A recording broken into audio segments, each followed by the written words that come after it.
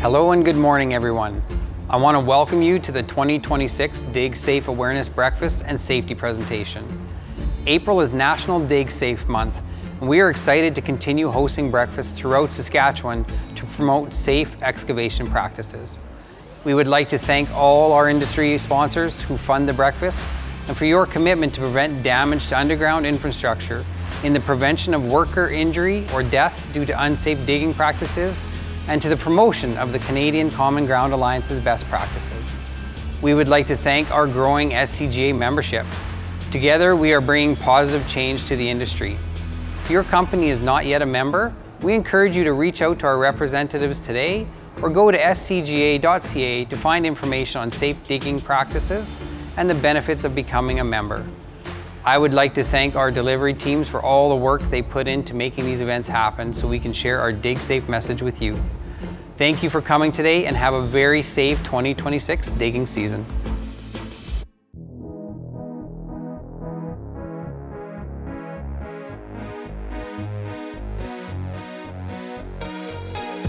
Generally, anytime you're working with machinery on water, you should have some sort of permit or permission from Water Security Agency. Lakes, rivers, creeks, large wetlands, those are the kind of water bodies we're talking about when permits are required for working around water. They can have water year-round, or they can have water intermittently through the spring. In some parts of the province, some real important creeks for aquatic habitat only have water in them for 3 to 4 weeks. When using machinery around water, we want to avoid any spills, leaks from that machinery to impact water quality. And also we want to avoid too much rutting or excessive vegetation removal that's going to cause erosion. Transporting any noxious weeds from site to site could cause problems in different areas of the province. Typically it's best to do work around water when things are dry or frozen, which is usually the fall or winter. But there are measures that can be taken to allow construction to work in the spring and summer depending on the area.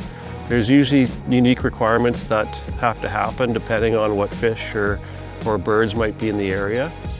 Erosion is a natural process, but on a construction site when we're working around water, we want to minimize it as much as possible. Sediment control is typically the measure that we're going to take to tidy up a site to reduce erosion into a water body or water course. Basically what we want to do is use seed or erosion control blankets, some measures to help stabilize that site so that as revegetation happens that you're not getting too much sediment washing into the water body.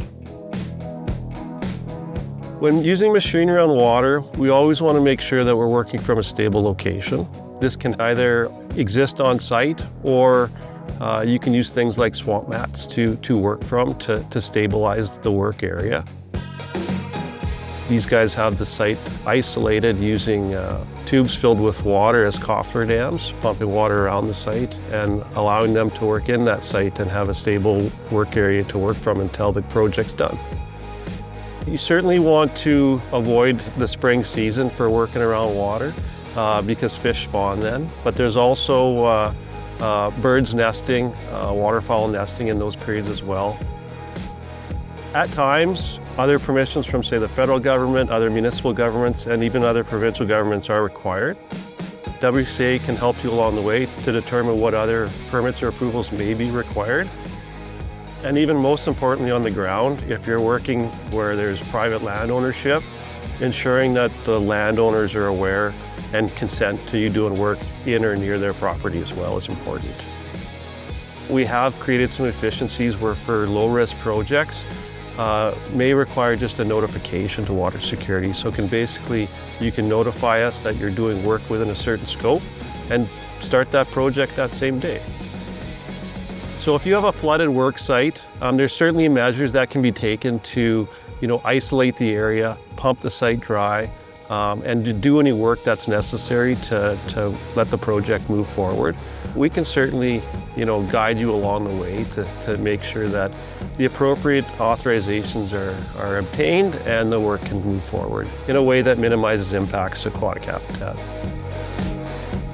We have modernized our processes recently to create more efficiency in the process. So Higher risk projects would require a permit, whereas lower risk projects may require notification or are even exempt from requiring a permit.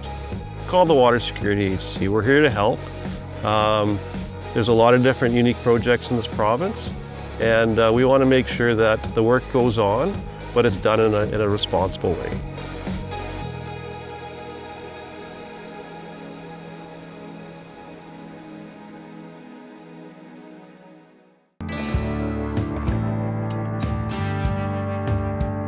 We continue to make updates to Sask First Call to make it even easier to manage your locate requests.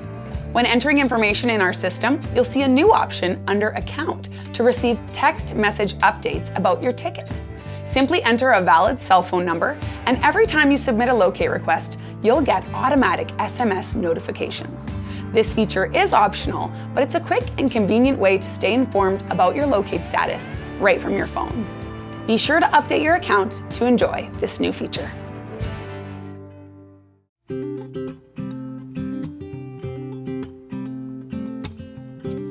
SaskEnergy is to ensure safe and reliable service to its customers by maintaining the right-of-ways and taking care of its infrastructure.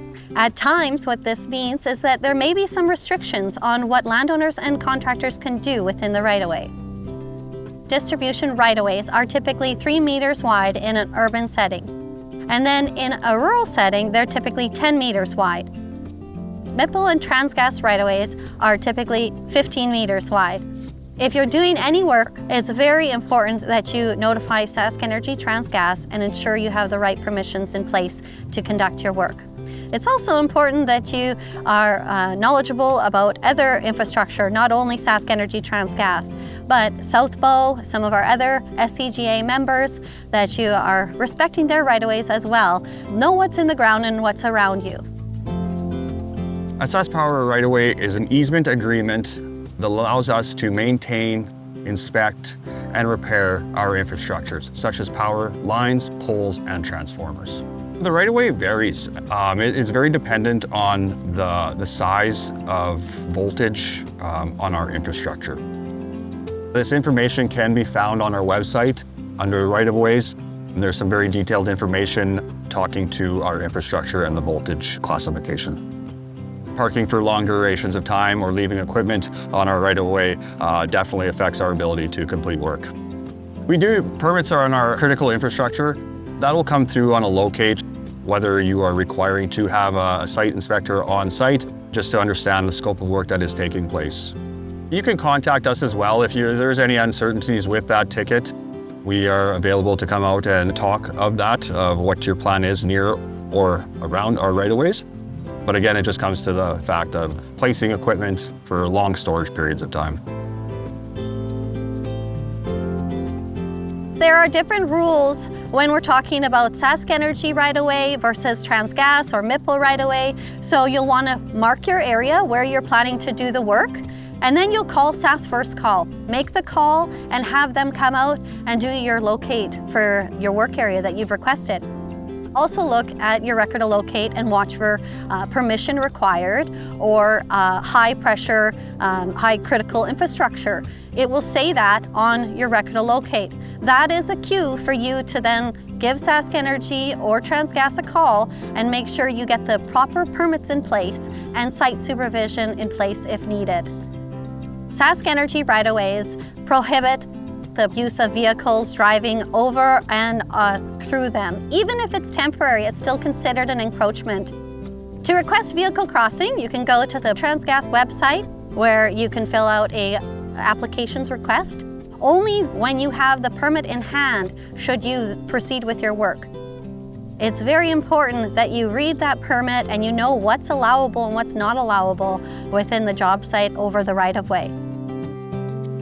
We do standard patrols, especially on our transmission side. We do aerial and ground patrols on a regular schedule. And we have our operators out in the areas. They're monitoring continuously through driving around and inspecting different areas and projects. And if there is any concerns of right-of-way with SaskPower, our website is very user-friendly, and you are able to go into that and get some of our clearances. And if there's any doubt with any right-of-ways, just contact us. We're more than willing to come out and assist and help you with your project. Damage prevention starts with each and every one of us. All of us can take the time to do our job safely, looking after our colleagues from the left and the right of us by making those calls and doing the locate, reviewing the locate, getting permission, knowing what you're doing and what you're working around, so that everybody goes home safely at the end of the day.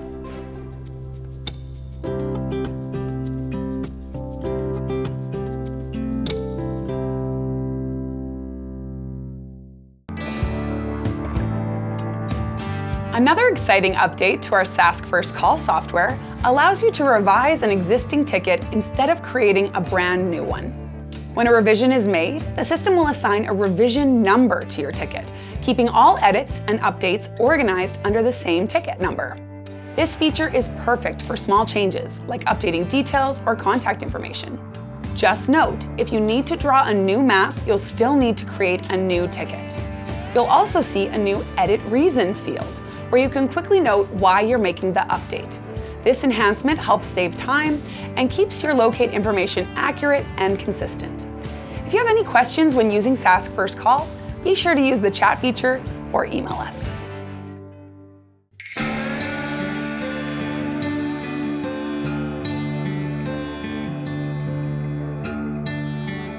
The majority of our days are spent in the truck locating.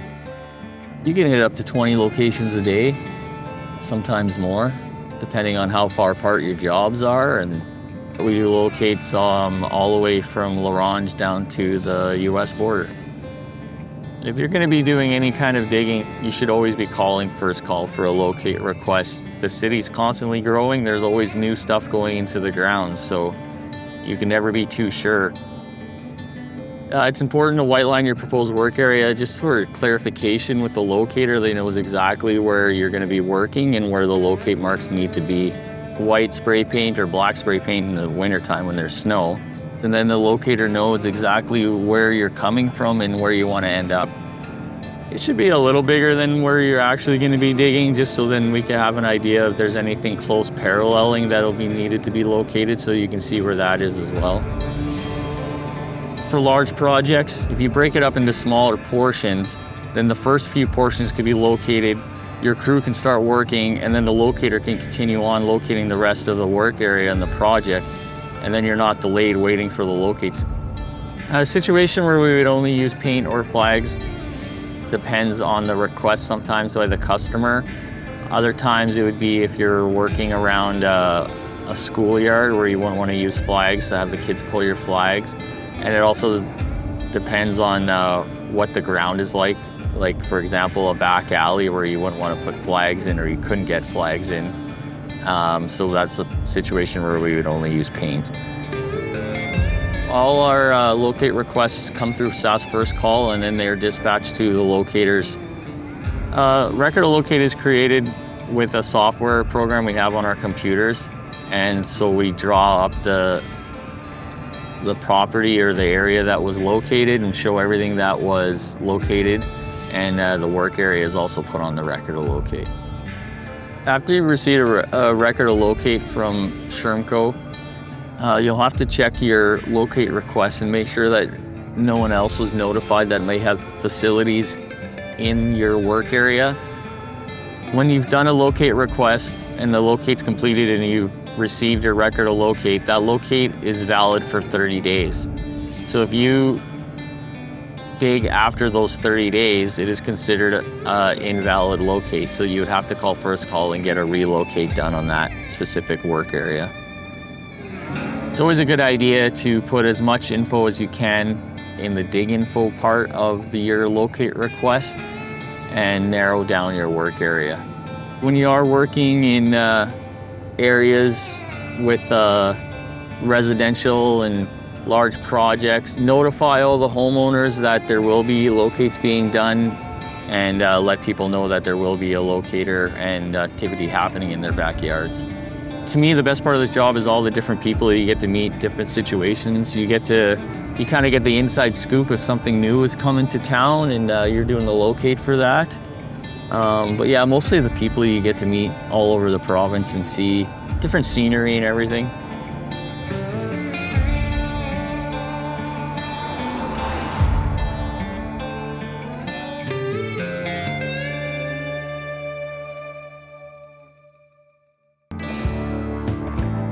For those of you placing planning and design, project, or large project tickets, we've made another exciting update to our software. You can now draw multiple dig sites on your map when submitting your ticket. After selecting your ticket type, you can draw up to 10 polygons within the dig size restrictions of that ticket type. These restrictions are shown by the blue bounding box on your map. If your polygons go beyond that limit, you'll get an error message, just like before, letting you know that you'll either need to redraw your map or select a different ticket type. The system will automatically identify your ticket as a multi-dig site if you draw more than one polygon. To find out more information on this exciting update, visit beforeyoudigpartners.com and click on Upcoming Software Changes.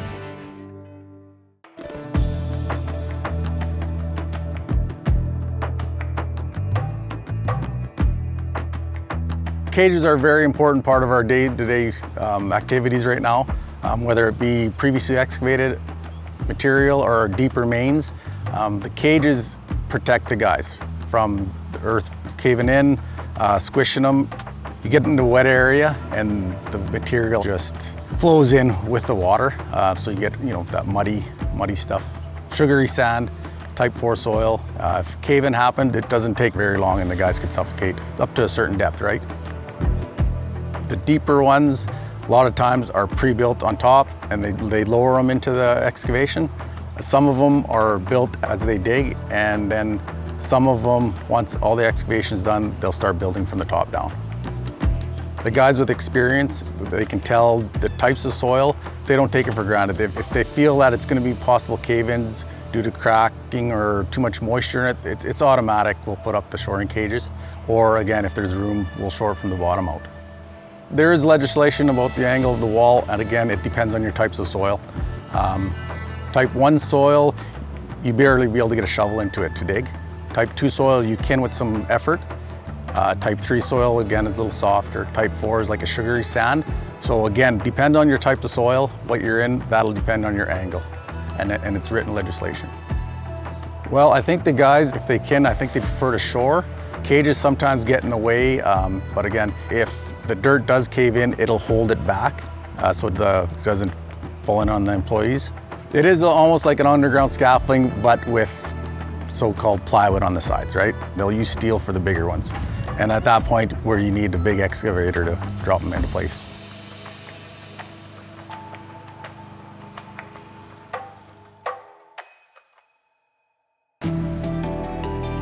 Rewatch these videos and many more by going to scga.ca and clicking on the YouTube link at the top of the page. Thank you to the following for their time and expertise.